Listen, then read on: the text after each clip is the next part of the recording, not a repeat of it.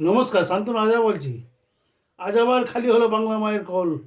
আজই চলে গেলেন আমাদের সেই দিকপাল সঙ্গীত শিল্পী শ্রীমতী সুমন কল্যাণপুর, এক বাঙালি বাঙালি গায়িকা, যিনি কোথাও কোথাও লতা মঙ্গেশকরকেও ছাপিয়ে গেছিলেন।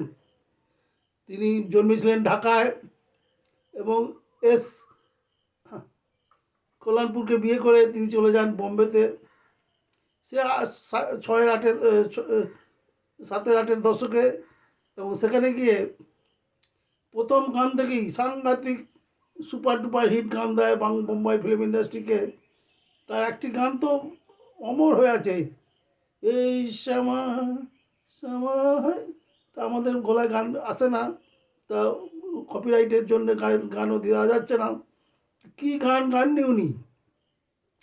বাংলা গানও প্রচুর গেয়েছেন, এত গেয়েছেন, গেয়ে সারাদিনও শুনে শেষ হবে না। মনে করো আমি নেই, বসন্ত এসে গেছে, এই গান আমি পারি না গাইতে। কদিন আগেও, বছর কয়েক আগেও উনি গাইলেন মিনু বয়ে, এই গান আমি কেন পারি না গাইতে।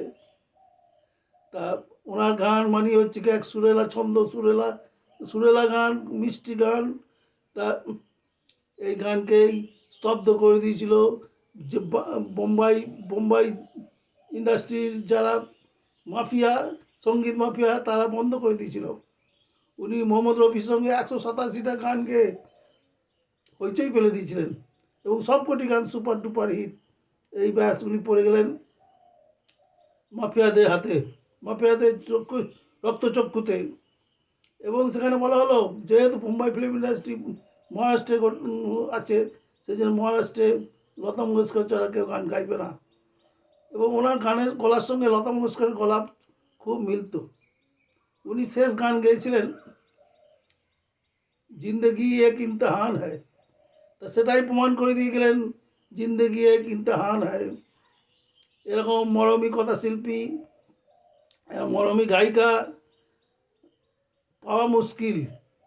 আবার আমাদের অপেক্ষা করতে হবে যে এই বাঙালি শিল্পীর যে যা দিয়ে গেছেন আমাদের, এর কোনো বিকল্প আমরা এখনও খুঁজে পাইনি, পেয়ে যাবো খুব শীঘ্রই।